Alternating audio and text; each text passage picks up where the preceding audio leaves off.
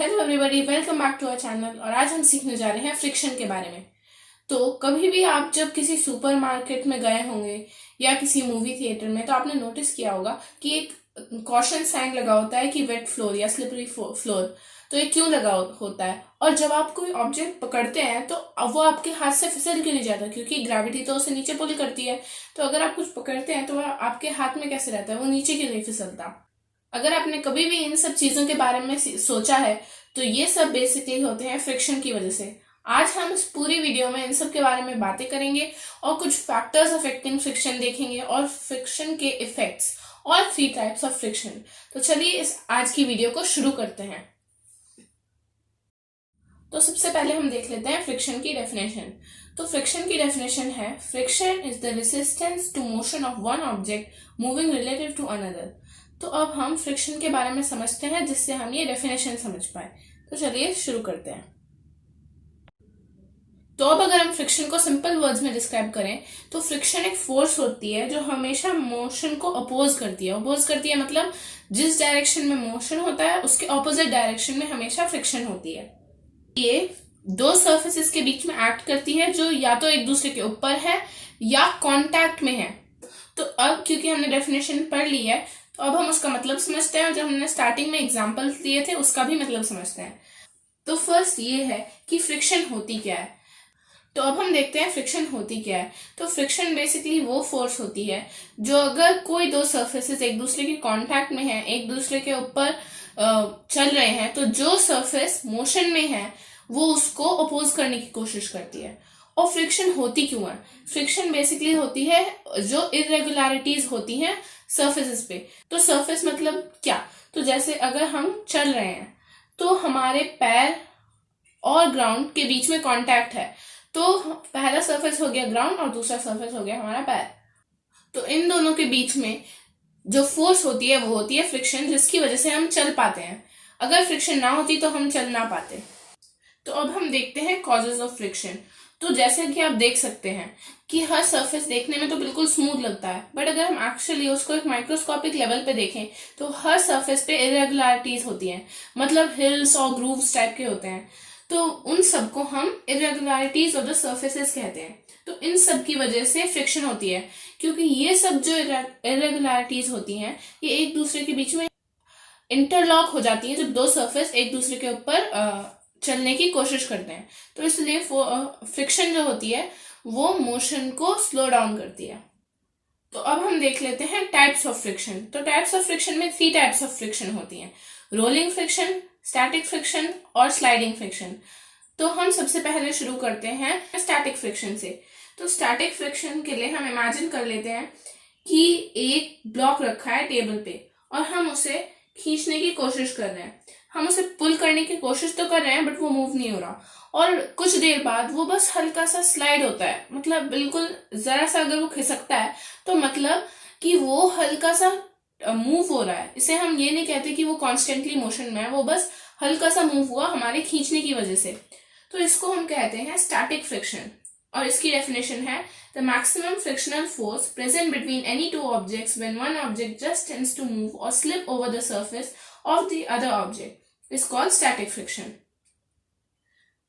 पर इसमें हमको ध्यान रखना होगा कि स्टैटिक फ्रिक्शन में जो ऑब्जेक्ट है वो एक्चुअली मूव नहीं कर रहा होता है या स्लाइड नहीं कर रहा होता है, वो बस शुरू करता है, बस हल्का सा खिसकता है। नेक्स्ट हम देखते हैं स्लाइडिंग फ्रिक्शन। तो स्लाइडिंग फ्रिक्शन में ये होता है कि वो कॉन्स्टेंटली मूव कर रहा होता है और उस पर कॉन्स्टेंटली फ्रिक्शन भी एक्ट हो रही होती है। तो स्लाइडिंग फ्रिक्शन की डेफिनेशन है, the frictional force present when one object move slowly over the surface of another object is known as sliding friction. तो स्लाइडिंग फ्रिक्शन तब होती है जब कोई कॉन्स्टेंटली मूव कर रहा है ऑब्जेक्ट दूसरे सरफेस के ऊपर या दूसरे ऑब्जेक्ट के ऊपर।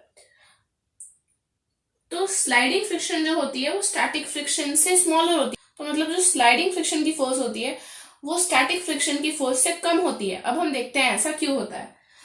तो स्लाइडिंग फ्रिक्शन की फोर्स स्टैटिक फ्रिक्शन की फोर्स से कम इसलिए होती है क्योंकि किसी ऑब्जेक्ट को कंटिन्यूअसली मूव करते रहने में जो फोर्स चाहिए वो उसको एकदम से रेस्ट से मूव करने से कम होती है। तो ये क्यों होता है? ये इसलिए होता है कि तो कोई ऑब्जेक्ट अगर पहले से रेस्ट में है और उस ऑब्जेक्ट को हमें रेस्ट से मोशन में लाना है, तो उसमें हमें ज्यादा फोर्स लगेगी, जिसे कहते हैं स्टैटिक फ्रिक्शन जो एक्ट होती है।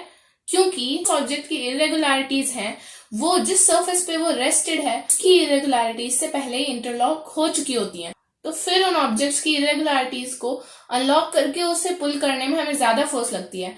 पर अगर कोई कॉन्स्टेंटली मूव कर रहा ऑब्जेक्ट, हमें उसे पुल करने में इतनी मेहनत नहीं लगेगी, क्योंकि उनको इतना टाइम ही नहीं मिल पाता है कि वो इंटरलॉक कर पाए। हम कंटिन्यूसली मूव करते जा रहे हैं तो वो बस उसके ऊपर से स्लाइड हो रही है, तो इसलिए हम इसे कहते हैं स्लाइडिंग फ्रिक्शन। अब लास्ट हम देखेंगे रोलिंग फ्रिक्शन।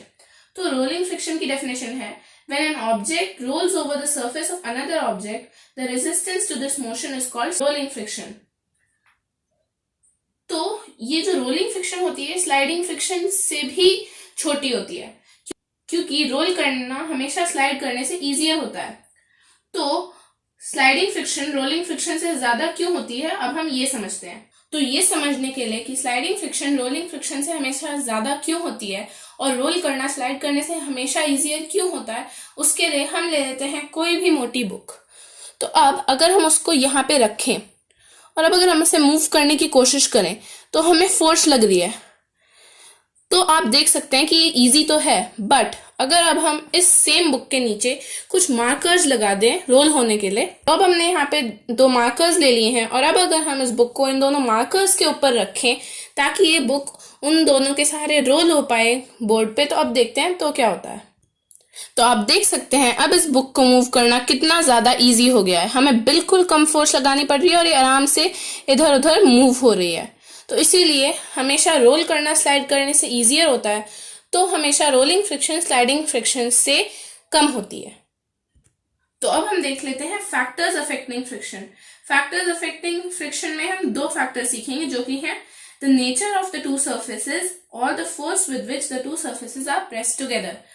तो इसके लिए हम सबसे पहले नेचर ऑफ 2 सर्फेसेस में एक टॉपिक लेते हैं कि अगर 2 स्मूथ चीजें हैं, जैसे एक स्मूथ बॉल और एक स्मूथ सरफेस, तो दोनों चीजों का सरफेस स्मूथ है, तो अब आपको इस पे रोल करने में इजी रहेगा। पर अगर एक सरफेस स्मूथ होता और एक सरफेस रफ, फॉर एग्जाम्पल यहाँ पे अगर हम ये रफ सरफेस ले लें जिसपे ज्यादा इरेगुलरिटीज हैं, तो उस पे बॉल रोल कर, तो उस पे बॉल कम डिस्टेंस कवर कर रही है, मतलब फ्रिक्शन ग्रेटर है। तो अगर स्मूथ सरफेस हो एक चीज का बट दूसरी चीज का सरफेस फिर भी रफ हो, तो फिर भी फ्रिक्शन ज्यादा होगी। तो इसीलिए जो दोनों ऑब्जेक्ट्स का सरफेस है उनका नेचर क्या है वो बहुत इंपॉर्टेंट होता है। इस पॉइंट को समझने के लिए अगर हम एक एग्जांपल ले लें कि 2 लोग हैं, तो पहला जो इंसान है वो बर्फ पे स्केट कर रहा है, बट जो दूसरा इंसान है वो सीमेंट की रोड पे स्केट कर रहा है। तो आप सोच लीजिए कि किस में ज्यादा इजी होगा स्केट करना। आपको खुद पता है कि हमें इजी होगा बर्फ पे स्केट करने के लिए, क्योंकि बर्फ स्मूथ होती है। तो इसीलिए स्मूथ सर्फेसिस पे अगर कोई स्मूथ सर्फेस चले तो वो कम फ्रिक्शन होगी, बट अगर कोई रफ सरफेस पे स्मूथ चले तो भी कंपैरेटिवली ज्यादा फ्रिक्शन होगी, और अगर रफ सरफेस पे रफ सरफेस मूव करना चाहे तो और भी ज्यादा फ्रिक्शन होगी। तो अब हम चलते हैं नेक्स्ट फैक्टर की तरफ, जो है the force with which the 2 surfaces are pressed together. तो इस पॉइंट को समझने के लिए भी हम एक एग्जांपल ले लेते हैं। इमेजिन करिए कि एक बहुत ही हल्का बॉक्स रखा हुआ है और दूसरी जगह एक बहुत ही हैवी बॉक्स रखा हुआ है। अगर आप दोनों को सेम फोर्स से पुश करने की कोशिश करें तो कौन सा ज्यादा इजीली पुश होगा? आपको खुद ही पता है कि जो लाइट बॉक्स है, मतलब जो बहुत ही हल्का बॉक्स है, वो आसानी से पुश होगा। और वो क्यों होता है? क्योंकि जो ग्राउंड है उस पे अगर हम एक हल्का बॉक्स रखें, हल्के बॉक्स को पुश करना इजी होगा। ऐसा क्यों होगा? इसीलिए क्योंकि जो हमारा पॉइंट था कि the force with which the 2 surfaces are pressed together, तो यहाँ पे किस फोर्स ने दोनों सर्फेसेस को साथ में प्रेस कर रखा है? वो है उस बॉक्स का वेट, ऑब्वियसली, क्योंकि वेट होती है फोर्स। तो जो फोर्स वो बॉक्स ग्राउंड पे अप्लाई कर रहा है, मतलब जो उसका वेट है, वो ही एक फैक्टर होता है जो फ्रिक्शन को अफेक्ट करता है। नेक्स्ट हम देख लेते हैं एडवांटेजेस और डिसएडवांटेजेस ऑफ फ्रिक्शन। तो फ्रिक्शन जो होती है, जैसा कि मैंने आपको बताया था, वो हमें चलने में मदद करती है। अगर फ्रिक्शन ना होती तो हम चल ना पाते, क्योंकि जो हमारा शू है, जो हमारा पैर है और जो ग्राउंड है, इन दोनों सर्फेसेस के बीच में जो फ्रिक्शन होती है उसी की वजह से हम चल पाते हैं। अगर वो ना होती तो हम फिसल जाते। जैसा कि मैंने आपको स्टार्टिंग में बताया था कि अगर आप कोई साइन देखें कि वेट फ्लोर, तो वो क्यों लगा होता है? क्योंकि अगर वो ना लगाओ तो आप उस पर चलेंगे और उसकी वजह से आप फिसल सकते हैं। फ्रिक्शन जो होती है वो कम हो जाएगी। और वो कम क्यों हो जाएगी? क्योंकि जो पानी है वो एक ल्यूब्रिकेंट की तरह एक्ट करता है। और ल्यूब्रिकेंट क्या है ये हम इन सब एडवांटेजेस और डिसएडवांटेजेस को समझने के बाद समझेंगे। तो फ्रिक्शन जो होती है वो कार्स को भी रोड्स पे मूव करने में मदद करती है। जो टायर के बीच में और जो रोड होती है उन दोनों के बीच में जो फ्रिक्शन होती है उसकी वजह से कार आगे बढ़ पाती है। और जो फ्रिक्शन होती है उसी की वजह से हम ब्रेक्स भी अप्लाई कर पाते हैं या स्लो होते हैं, या जो मूविंग कार है वो स्टॉप हो जाती है, वो भी फ्रिक्शन की वजह से होती है। क्योंकि धीरे धीरे फ्रिक्शन जो होती है वो कार जिस डायरेक्शन में चल रही है उस डायरेक्शन के ऑपोजिट फ्रिक्शन एक्ट करती है और धीरे धीरे धीरे कार स्लो हो जाती है और फिर हम ब्रेक लगाते हैं तो वो स्टॉप हो जाती है, और वो भी फ्रिक्शन की वजह से ही होता है। फ्रिक्शन की नेक्स्ट एडवांटेज है कि जो हम पेपर पे लिख पा रहे हैं वो भी पेन या मार्कर या हम जिस भी चीज से लिख रहे हैं उसकी टिप और पेपर के बीच में फ्रिक्शन की वजह से ही होता है, वरना हम पेपर पे भी ना लिख पाते। और जो फ्रिक्शन होती है वो हमें चीजों को पकड़ने में मदद करती है। जैसा मैंने बताया था कि अगर आप कोई चीज हाथ में पकड़ते हैं, जैसे मैंने यहाँ पे ये बॉल पकड़ ली, तो हम इसे क्यों पकड़ पा रहे हैं? ग्रेविटी तो नीचे एक्ट कर रही है तो इस बॉल को गिर जाना चाहिए था। वो होती है दो सर्फेसिस के बीच में फ्रिक्शन की वजह से, बॉल का सर्फेस और मेरा हाथ, तो उसकी वजह से ये बॉल मेरे हाथ में है और ये गिर नहीं रही है। और फ्रिक्शन जो होती है वो हमें माचिस जलाने में भी मदद करती है। आपने देखा होगा कि माचिस कैसे चलती है, उसके डब्बे पे साइड में जो एरिया होता है वहां पे हमें माचिस को उसके ऊपर से स्लाइड करना होता है और फिर माचिस जल जाती है। पर अगर फ्रिक्शन ना होती तो वो कभी ना जल पाती, क्योंकि उन दोनों के बीच में जो फ्रिक्शन होती है माचिस के बीच में और उसके डब्बे के बीच में, उसी की वजह से माचिस जल पाती है। अब हमने एडवांटेजेस ऑफ फ्रिक्शन देख ली, अब हम देख लेते हैं डिसएडवांटेजेस ऑफ फ्रिक्शन। आपने देखा होगा कि कुछ दिनों बाद जब हमारे जूते थोड़े से पुराने हो जाते हैं तो उनकी जो सोल्स होती हैं वो बिल्कुल वेयर आउट हो जाती हैं, और टायर्स भी। तो ये दोनों चीजें जो होती हैं ये फ्रिक्शन की वजह से होती हैं, इसीलिए फ्रिक्शन की डिसएडवांटेज होती है। और जो मशीन्स होती हैं कुछ, उनमें जो रबिंग पार्ट्स होते हैं, मतलब जो एक दूसरे के साथ रब करते हैं जब मशीन चल रही होती है, फॉर एग्जाम्पल गियर्स या कुछ ऐसे, वो सब जब एक दूसरे के अगेंस्ट रब होते हैं तो बहुत सारी फ्रिक्शन प्रोड्यूस होती है, जिसकी वजह से धीरे धीरे वो वेयर आउट हो जाते हैं। और सेम चीज ब्रेक पैड्स के साथ भी होती है। आपने अगर साइकिल पे देखा होगा कि धीरे धीरे धीरे करके उसके ब्रेक्स और कमजोर कमजोर होते जाते हैं, और कुछ दिनों बाद ऐसा होता है ब्रेक्स लगाते हैं वो बहुत देर बाद आके रुकती है। ये भी इसीलिए होता है क्योंकि जो फ्रिक्शन होती है वो हमारे ब्रेक पैड्स को वेयर आउट कर देती है। और एक और जो बड़ी डिसएडवांटेज है फ्रिक्शन की वो ये है कि फ्रिक्शन जो होती है वो हीट प्रोड्यूस करती है, और जो हीट प्रोड्यूस होती है वो वेस्ट हो जाती है, क्योंकि कई बार हमें जितनी हीट चाहिए होती है फ्रिक्शन उससे ज्यादा प्रोड्यूस करती है, तो जो अननेसेसरी हीट होती है वो सब वेस्ट हो जाती है। और इसी की वजह से अगर आप देखें तो वो जो भी मशीन्स हैं, कोई भी प्रोडक्ट्स हैं, उनकी एफिशिएंसी भी कम कर देती है, क्योंकि वेस्टेड एनर्जी हीट की वजह से ज्यादा हो जाती है। तो अब हम देख लेते हैं ल्यूब्रिकेंट्स के बारे में। तो ल्यूब्रिकेंट्स को सीखने के लिए हम सीख रहे हैं मेथड्स ऑफ रिड्यूसिंग फ्रिक्शन। तो ल्यूब्रिकेंट्स जो होते हैं वो फ्रिक्शन को बेसिकली रिड्यूस करते हैं। तो इसीलिए ल्यूब्रिकेंट्स की डेफिनेशन होती है the substances which reduce friction are called lubricants. तो ल्यूब्रिकेंट्स की कुछ एग्जांपल्स होते हैं ऑयल, ग्रीस, ग्राफाइट और कई सारे होते हैं। तो इसीलिए ल्यूब्रिकेशन भी होती है। The method of applying lubricants to a machine is called lubrication. मतलब जब हम ल्यूब्रिकेंट्स अप्लाई करते हैं फ्रिक्शन कम करने के लिए तो हम उस प्रोसेस को ल्यूब्रिकेशन कहते हैं। तो एक और है जो मेथड ऑफ रिड्यूसिंग फ्रिक्शन है वो है can be reduced by making the surfaces smooth by polishing. इसका मतलब कि हम अगर उन्हें पॉलिश करें तो वो बिल्कुल स्मूथ हो जाते हैं। इसका मतलब ये है कि अगर हम उन्हें पॉलिश करें तो उनके ऊपर जो इरेगुलरिटीज हैं वो सब कम हो जाती हैं, और इसीलिए फ्रिक्शन भी कम हो जाती है। और अगर आप सोच रहे हैं कि ल्यूब्रिकेंट्स कैसे फ्रिक्शन कम करते हैं, तो वो सिंपली एक लेयर फॉर्म कर लेते हैं ताकि इरेगुलरिटीज जो है वो फिल हो पाए और थोड़ा कम हो जाए फ्रिक्शन।